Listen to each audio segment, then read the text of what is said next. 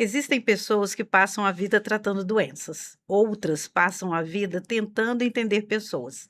Nosso convidado de hoje conseguiu unir essas duas coisas. Dr. Paulo do Bem Filho é médico, gestor, empresário e um apaixonado pela inovação. Ele acredita que o futuro da saúde depende menos de máquinas e mais da nossa capacidade de cuidar uns dos outros. Mas quem é o homem por trás do médico? É essa conversa que começamos agora. Seja muito bem-vindo ao Conversas do Bem, você que está nos assistindo, e, claro, o nosso convidado, doutor Paulo do Bem Filho. Bem-vindo, doutor Paulo. Obrigado, Lucimar. Tudo bem? Tudo bem? Vamos Tudo. hoje iniciar essa nossa jornada aqui dos episódios Conversa do Bem. É um prazer ter você aqui. E a gente vai falar um pouquinho, queria que você contasse um pouquinho, desde a infância, você já imaginava que seria médico ou a vida foi desenhando esse caminho? Eu nasci aqui em Minas, em Juiz de Fora, fui criado em Conselho Lafayette, e desde criança eu sempre fui muito curioso, sempre gostei as matérias que eu sempre tive muita afinidade com ciências e matemática. Mas também, por a curiosidade, também tinha um lado de conhecer história e geografia que sempre foi algo que me instigava. Mas com certeza a parte de ciência sempre foi o que me movia, né. Quando era criança eu adorava montar projetos, né, que ia desde montar projetos com biotéria, com insetos para ver o comportamento, como é que vivia, o que que alimentava. Depois vem uma parte na adolescência que eu me interessei um pouco mais por tecnologia. eh, eu tinha um grupo que eu fazia parte de rádio amador, e ali Uhum. tinha algumas coisas interessantes, a gente tentar conversar com pessoas que estavam longe, até em outros países, né, nessa época, mas também um colega que era engenheiro, a gente fez ele bolou junto, a gente não existia nessa época internet, né, não existia modem, nada disso, nós estamos falando de provavelmente 1988, por aí. A gente usou o rádio PX, esse rádio amador, para transmitir um jogo de xadrez de um computador para o outro, né. Então era uma coisa que sempre me instigou, a parte de tecnologia, mas também essa parte da natureza, das pessoas, sempre foi uma coisa. Acabou que meu pai, por ser médico, acabou me influenciando a fazer medicina. Eu fiquei, na época, em dúvida entre a área de biologia e medicina, e fui fazer medicina. E aí, na faculdade de medicina, eu tive uma oportunidade, por eu gostar de matemática, eu fui procurar um professor, que foi até diretor da faculdade, o professor Francisco Pena, que é de Lafayette, né, lá na UFMG, e ele falou: "Não, mas eu o procurei para fazer pesquisa, eu quero fazer", no primeiro período, ele falou assim: "Professor, eu quero fazer pesquisa". Ele falou: "Não, mas vamos lá, eu estou aqui no campus já da faculdade, você vai vir para cá no quinto período, agora você está no campus do ICB, do Instituto de Ciências Biológicas. Vamos aproveitar mais a parte das ciências básicas que tem aí. E como você gosta de matemática, eu vou entrar em contato com o professor do departamento de estatística". E aí eu Uhum. acabei virando monitor de estatística. E aí eu adorava, porque como eu tinha facilidade com essa parte de matemática e estatística, e muitos meus colegas não gostavam, eu acabei virando monitor para tirar dúvida dos meus colegas, na sala de estatística. E isso foi importantíssimo. Por quê? Por conta dos artigos científicos e das pesquisas, realmente isso me deu um diferencial para poder depois, inclusive, fazer pesquisa onde eu queria, né, Uhum. integrar em grupos de pesquisa, porque eu tinha essa capacidade de dominar bioestatística, que era um tema que muitas vezes, as pessoas na área da saúde não são muito afeitas a ela, né. E daí foi a minha história na faculdade. Sempre tive um lado também muito forte de empreendedorismo, depois eu conto mais detalhes, mas aí que acabou, fazendo com que na faculdade de medicina eu não tinha muita clareza. Eu sabia que eu não ia ser cirurgião, porque eu não tenho as habilidades manuais necessárias, mas como eu sempre gostei de um raciocínio lógico e de processo, eu sempre fiquei em dúvida entre a área de de pesquisa, a parte de saúde coletiva, que acabou foi para onde eu direcionei muito a minha expertise, e na parte clínica também, por eu ter esse instigar de querer entender um pouco também por sobre as pessoas. Isso era o outro lado que eu ficava sempre, o senhor iria para a prática clínica ou para outra coisa? Né? Que com o Uhum. passar do tempo e o avançar, a vida foi trazendo situações e oportunidades que acabaram me direcionando para um lado mais de gestão e de saúde populacional. Uhum. E em que momento ficou claro para você que a medicina não era apenas tratar doença? Eh, o que que eu comecei a perceber na faculdade, o fato de eu tive uma formação na UFMG com professores que tinha esse lado humanista muito forte, de ao mesmo tempo de ter a ciência e aí na época já tinha uma discussão muito forte da medicina baseada em evidências, né, que veio lá da Universidade McMaster no Canadá e veio forte para a gente poder, de certa forma, ter uma clareza científica das coisas melhor, a evidência científica. Porém, eu tive essa sorte de ter professores que sempre trouxeram esse outro lado, de não abandonar o lado humano, de enxergar coisas que muitas vezes não eram enxergadas numa coisa muito objetiva, esse olhar mais subjetivo de entender o outro. E isso foi talvez uma coisa minha, mas que veio junto com a minha formação de plantar a semente de isso foi gradualmente, vamos falar assim, desenvolvendo com o passar dos anos. Uhum. E você falou dessa questão da saúde coletiva, desse cuidar, desse olhar Uhum. sobre o outro, né? Existe alguma conversa com o paciente que nunca saiu da sua memória? Aproximar, tem uma história que eu falo que foi um marcador muito, que foi durante a minha residência no Hospital das Clínicas. Eu estava no setor lá de hemato-oncologia, né, que tinham muitos pacientes com leucemia, pacientes com, né, infelizmente muitos faleciam, né, porque já estavam com situações muito muito complexas. E eu tinha um paciente que tinha um caso de leucemia crônica, e que ele tinha acabado de aposentar, ele tinha 50 e poucos anos, 56 provavelmente. E ele já estava há vários anos com a doença, e a doença agravou-se, e ele estava internado há meses, sem muita perspectiva, vamos falar assim, de cura, Uhum, né, e ao mesmo tempo, eu percebi assim, conversava muito com ele, e ele chegou para mim e falou assim: "Doutor, eu sei que eu vou morrer, só que eu não queria morrer aqui nesse hospital". Porque eu aposentei agora, eu não aproveitei minha aposentadoria. E eu queria ir para minha casa, ficar debaixo do pé de manga e chupar umas mangas lá que tá na época de manga. E isso tornou uma causa para mim, porque de um lado, principalmente os meus colegas: "Ah, mas ele tá com baixa de plaquetas, se ele for para casa ele pode, sangrar, ter um sangramento e morrer, um sangramento Ué, mas ele vai morrer aqui também".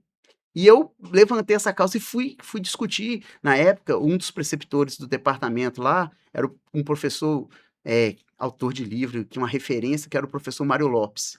E esse caso foi discutido com ele. E eu meus colegas muito indignados com essa minha questão: "Você tá sendo irresponsável". "Não", eu falei assim: "Eu só tô querendo entender a vontade desse paciente". E que talvez respeitar essa individualidade dele.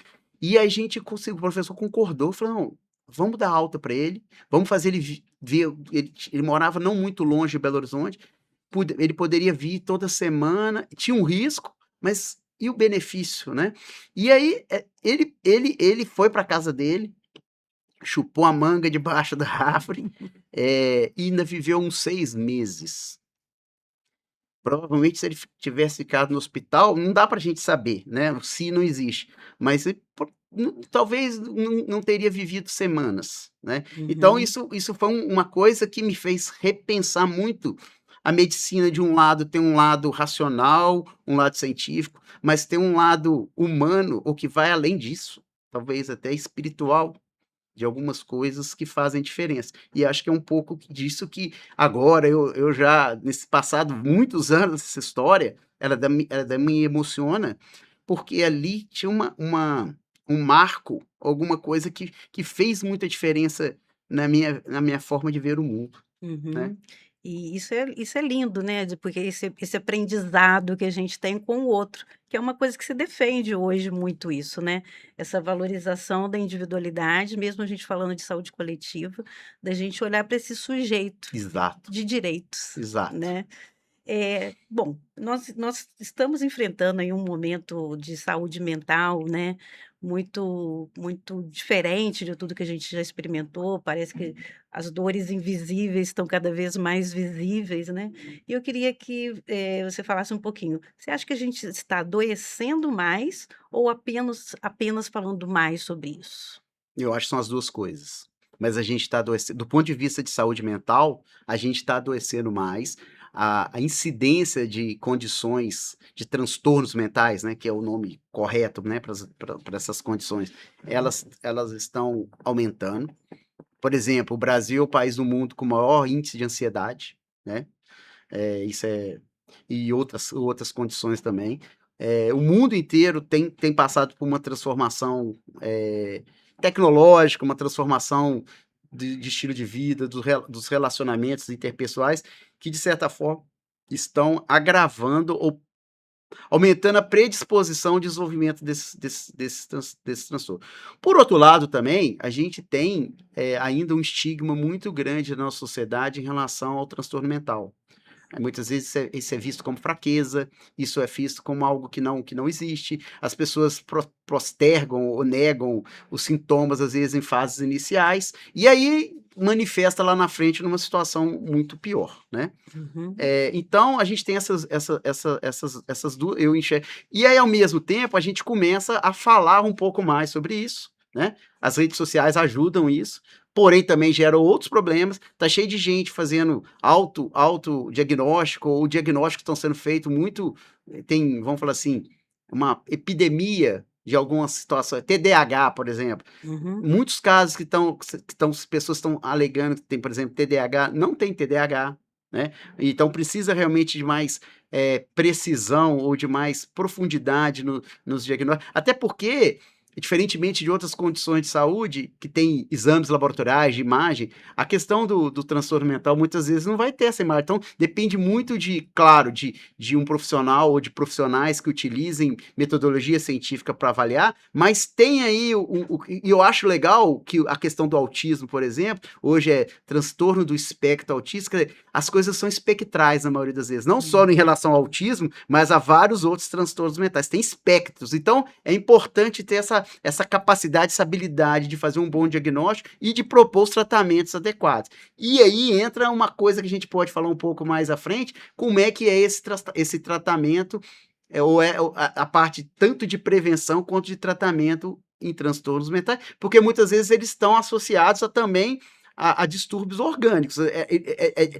Essa fragmentação que a gente foi criando do homem em diferentes, que foi importante, vamos falar assim, a questão da gente ter nos últimos séculos criado uma coisa cartesiana, de especializar em várias coisas, foram muito importantes, por exemplo, para o avanço nosso tecnológico, eu falo para a gente poder ir para o espaço, foi importante, senão a gente não teria evoluído nas ciências, nos compartimentos. Mas o Certo. perigo disso, e a gente paga um preço muito caro, é que a gente reproduziu essa compartimentalização em muitas coisas da nossa vida, só que na verdade nós somos seres integrais. Então, esse é o maior dilema hoje, daqui para frente, que é resgatar essa visão integral, holística, vamos falar assim, complexa, né? Do ser humano, do mundo, do universo, mas ao mesmo tempo não perder essa capacidade da gente agir de forma fragmentada, né? Uhum. Tudo tem prós e contras, e eu acho que o problema é em reencontrar o equilíbrio disso. E você como médico já se sentiu emocionalmente esgotado? Sim, eu na verdade há uns 5 anos atrás passei por um, médico, eu não tô eu vejo cada vez mais médicos que estão na assistência passarem por burnout também. Eu tive mais por um fato de na minha carreira como executivo, né, problemas, desafios, assim, coisas tendo que serem feitas em curto espaço de tempo, com dificuldades financeiras, acabou uma pressão muito grande, e aí eu fui entender esse burnout que, de certa forma, eu também, e isso eu falo hoje dessa questão de saúde mental, isso me fez fazer uma pós-graduação em psiquiatria nos últimos anos, né? Para entender mais essa questão da saúde mental. E hoje eu estou fazendo, eu sigo com essa questão, fazendo uma pós-graduação em neurociências, porque eu acho que é onde está uma fronteira aí de desenvolvimento muito grande para os próximos anos. Então, isso me fez viver, passar por isso e perceber como que a gente muitas vezes negligencia essa questão da saúde mental, como que quanto mais cedo a gente intervir melhor, como a gente mudar alguns hábitos de vida, algumas relações, etc. Então, e isso é comum, isso é muito comum, né? E as Uhum. pessoas estão ficando com esse burnout, ou com esses transtornos, cada vez mais jovens. Isso é um desafio muito grande que a gente tem aí pela frente, né. Eh, com relação a essa questão, como é que hoje que é uma questão aí que você levantou, que eu também acredito nisso, que é a gente trazer essa temática da espiritualidade para a saúde, né. Então hoje a Uhum, gente já tem muita discussão científica em torno disso, da importância de considerar a crença sim. desse paciente, dessas pessoas no processo de tratamento dessas doenças mentais, desses transtornos mentais, né, Tubal. A espiritualidade te ajudou nesse momento que você do seu burnout? Sim, porque nesse momento desse burnout, eu tive a oportunidade de não só de fazer a parte de tratamento ou de terapia, mas de voltar a estudar algumas coisas, né, filosofia, e eu tive a oportunidade, por exemplo, de estudar um pouco sobre filosofia hermética. E ali ficou muito claro para mim uma coisa que a humanidade talvez, e somente o Oriente está mais avançado, a filosofia oriental e o modelo mental do Oriente ainda está mais próximo a isso. Nós afastamos muito vamos falar assim, dessa questão da mente, né, do corpo e do espírito. E quando eu falo de espiritualidade, a gente está falando de fé, a gente está não necessariamente falando de religião, cada religião é uma coisa muito particular, né, mas fé e espiritualidade é uma coisa humana e que é fundamental. E cada vez mais mostram-se estudos que tem uma parte de efeito, é igual a história, desse paciente que eu contei, pô, viveu ainda 6 meses, contra qualquer probabilidade que alguém poderia falar ali. Então, assim, tem uma coisa que a mais em tudo isso, que faz diferença, que tem a ver com energia, talvez, que tem a ver com vibração, que tem a ver com coisas que a gente tá também, aí eu falo tateando, né? Há uma década, desculpa, há um século, quer dizer, um pouco mais de 100 anos, a gente foi entendendo, por exemplo, questões de física quântica. E na hora que você vai chegando nas questões de física quântica, cada vez mais ela vai aproximando dessa questão de energia, de vibração e de espiritualidade. Então, isso não é indissociável, pelo contrário, isso faz parte de um todo, né? Então, eu acredito muito nisso, né? Até porque, por exemplo, hoje existe, a gente vai falar um pouco à frente aí, quando aprofundar questões de estilo de vida, é um pilar fundamental, sabe, Lucimar? Essa questão Uhum, dos hábitos de vida, mas a questão dos relacionamentos interpessoais e essa questão de fé e espiritualidade. Isso faz diferença, sim. E a uhum. ciência está, né? A gente sabe isso há milhares de anos, né? De diferentes formas. E a nossa ciência, vamos falar assim, moderna, está começando a trazer as evidências disso também. Uhum. É o que mostra que a manga é um ótimo remédio, né. A No manga caso do seu paciente aí, é, a é, manga fez toda a diferença, né, doutor Paulo. Você trabalha com inovação há muitos anos, né, e sim. o que que mais te encanta na tecnologia, sobretudo em saúde? Eu falo que a tecnologia ela é uma ferramenta, né. Quando as pessoas apostam na tecnologia como uma solução, milagrosa para tudo, geralmente vai dar errado. Agora, quando as pessoas entendem que a tecnologia propicia, avanço, propicia mais segurança, propicia eu falo que é igual a tecnologia é uma lâmina. que pode ser usada por bem, para fazer uma cirurgia e salvar uma vida, ou para matar Uhum, uma pessoa. A tecnologia é isso, né? uhum, E eu acho que nos últimos anos, né, como eu sempre tive esse lado da ciência, de gostar de inovação, de descobertas, né, eu vejo assim, a gente vive uma era impressionante, porque a velocidade de evolução é muito grande, né? Outro dia, a minha filha tem 15 anos. Ela, não, ela viu outro dia um telefone com fio, né? Aquilo para ela é quase pré-histórico, né? Ela não viu, ela já entrou no mundo com celular, né? Com coisas muito, o acesso à informação transitando numa velocidade absurda. Mas nós estamos falando de coisas de 30 anos atrás, né? Olha como é que foi mudando, né? De forma muito acelerada a introdução dessas tecnologias, que de certa forma também ficaram mais acessíveis, com custo mais baixo, né? Quando eu comecei há 10 anos atrás a desenvolver um software na área de saúde, tinha já uma visão de ter, por exemplo, devices vestíveis, só que era um negócio meio distante ainda, muito caro. E agora, em 2026, isso está acessível, né? Então, uhum, isso é muito interessante, é muito instigante estar nessa era. Mas, ao mesmo tempo, a gente também está perdendo muita coisa. E aí é o momento, eu falo que se discute muito sobre IA, que é algo, uma tendência muito forte, né? A gente pode falar um pouco mais sobre isso à frente, mas é, nunca foi tão necessário, junto com a IA, a gente resgatar valores ou coisas que só o ser humano é capaz de fazer, né? uhum, A combinação disso, eu acho que é o grande desafio ou oportunidade que teremos. uhum. E a gente vive numa sociedade da superinformação, né? Da hiperinformação. E qual que é a principal diferença entre informação e cuidado? É, certo dia eu assisti uma médica que trabalha com inovação, fazer uma palestra que foi bem legal, foi bem didático, bem lúdica. Ela pegou o exemplo da música, né? A música, ela tá junto com o homem desde das cavernas, com tambor, né?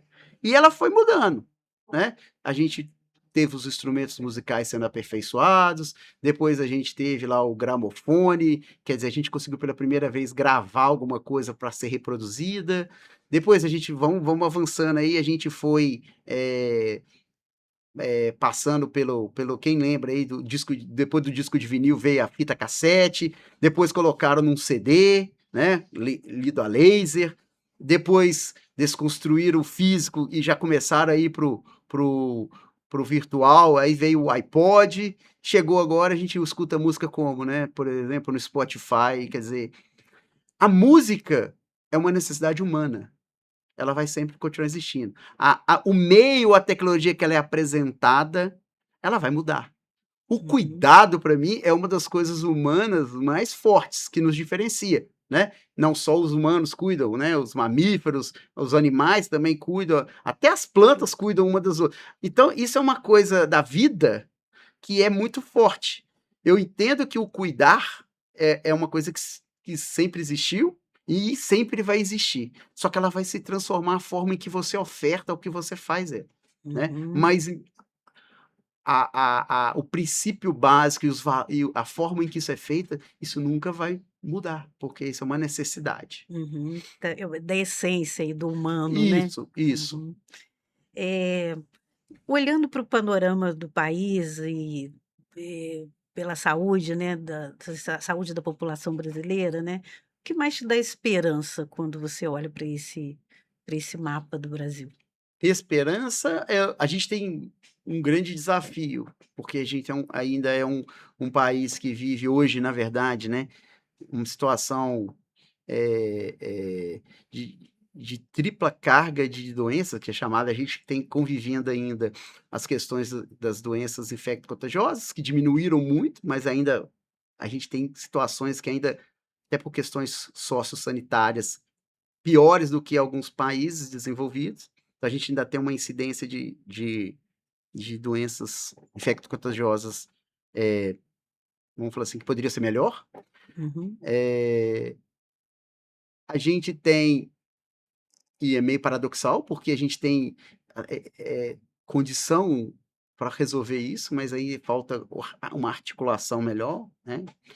A gente tem, infelizmente, causas externas, quer seja por questões de acidentes de trânsito, mas também por violência, mais alto do que os países desenvolvidos. E a gente tem o que é comum no mundo desenvolvido, que também é a principal causa de mortalidade ou de perda de anos de vida de uma população, que são as doenças crônicas, que tem um grande desafio aí de fazer isso ser melhor cuidado. Como esperança, que eu vejo é que nós temos uma capacidade de criatividade e de adaptação muito grande. A gente tem um povo que tem uma questão até espiritual, por exemplo, muito forte, uma capacidade de inovar também, de empreender, né? Uma marca do brasileiro. Apesar de muitas vezes não ter o apoio necessário, o brasileiro é extremamente empreendedor. Que isso faz com que a gente consiga avançar, ora com essa tecnologia que vai vir, com esses desafios que a gente vai vivenciar, principalmente o envelhecimento populacional, mas também com essa fé e com essa possibilidade de construir coisas novas. Então, essa é a visão positiva que eu trago para a nossa sociedade, que me move aqui, né? De tentar continuar fazendo essa transformação, fazendo não, né? Contribuindo, fazendo parte dessa transformação do sistema de saúde. Agora, eu acho que voltando um pouco na pergunta anterior da tecnologia, da informação e do cuidado, a gente pode aprofundar um pouco. As pessoas hoje têm muito acesso à informação. O nosso nível de educação é bom? Acho que não, poderia ser muito melhor, mas ele é melhor do que era antes. Então as pessoas sabem que, por exemplo, sei lá, fumar não é adequado, ou que alimentar com muito açúcar e não praticar atividade física não faz bem para a saúde. Agora, por que elas não fazem? Aí está o grande desafio, que é essa questão de tocar num ponto em que faça realmente as pessoas transformarem, né? Então aí é onde o cuidado pode ser diferenciado, porque informação quase todo mundo recebe. Ora informação adequada, ora informação inadequada, faz parte aí do jogo aí do mundo digital, né? As pessoas acessam informação, tem informação, mas essa transformação, essa conversão de informação em ação é que ainda é um grande desafio, né? Para quem está na área de educação e saúde, para quem está na área da própria assistência. Encontrar essa chave aí nesse É. ponto da virada, né? E o que ainda te emociona na medicina? O que ainda me emociona é isso, é que ao mesmo tempo que a gente tem tecnologia, muita tecnologia, né? A gente tem uma possibilidade de resgatar esse cuidado. Existe um conceito da Mayo Clinic que eu uso muito em apresentações que eu faço, que a gente vive, se a gente pensar no início do século XX, quer dizer, de novo, a gente voltar aí a 100 anos atrás, a gente era uma sociedade low-tech, com muita pouca tecnologia, né? Eu gosto de trazer a imagem de um médico chegando a cavalo na casa de um paciente com uma pneumonia, né? Atender alguém lá, em que naquela época, em 1926, vamos voltar aqui, não tinha antibiótico, olha só, 40% das pessoas que tinham uma pneumonia morriam, né? Mas ele tinha esse olhar, esse cuidado, ele era visto, por exemplo, como médico da família, uma pessoa. E hoje, a gente passou por uma era, falo talvez no final dos anos 90, início dos 2000, que a gente já tinha muita tecnologia, mas que a gente despersonificou muito esse cuidado, né? É a consulta médica de menos de 5 minutos, que muitas vezes o médico não tem tempo, ele perdeu essa habilidade de conectar com a pessoa e muitas vezes não tem esse olhar, né? Por vários motivos. E aí a gente está com muita tecnologia, tem prescrição antibiótica, é uma coisa muito simples hoje, né? Muito acessível, barato, mas perdeu as outras coisas. E eu acho que o século XXI, principalmente no pós-pandemia, principalmente com a questão da inteligência artificial, vai nos permitir resgatar algumas coisas, reequilibrar isso. Eu enxergo muito isso como uma grande oportunidade, um desafio, mas uma grande oportunidade. Uhum. E é isso que significa carregar o bem, o do bem no nome? É, então, acho que é tentar, trazer essa eu falo assim, minha habilidade é muitas vezes de tentar trazer conceitos ou coisas muitas vezes complexas para uma forma mais, aplicável, né. Eu gosto muito dessa translação de conhecimento, de trazer para a vida das pessoas, para fazer isso diferença no dia a dia. Isso é o que me move de verdade. Uhum. Bom, doutor Paulo, a gente está chegando aqui ao final do nosso primeiro episódio do Conversas do Bem. Durante essa conversa, né, ficou muito claro, né, que a inovação ela não começa em computadores, começa quando alguém decide olhar para o seu, por ser humano, né, de uma forma diferente. Mas antes da gente encerrar, eu gostaria que você deixasse uma mensagem para quem está nos acompanhando agora aqui. Eh, Deixa eu só resgatar a pergunta aqui. Se você pudesse conversar 5 minutos com qualquer pessoa que está nos assistindo agora, o que você diria para ela viver bem e melhor?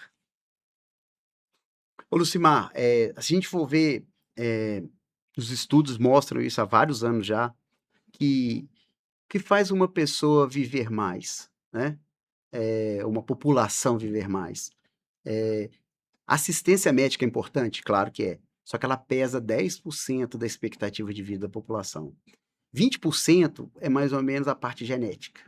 Também a gente, por enquanto, não consegue mudar tanto, né, apesar de ter muita coisa avançando nisso.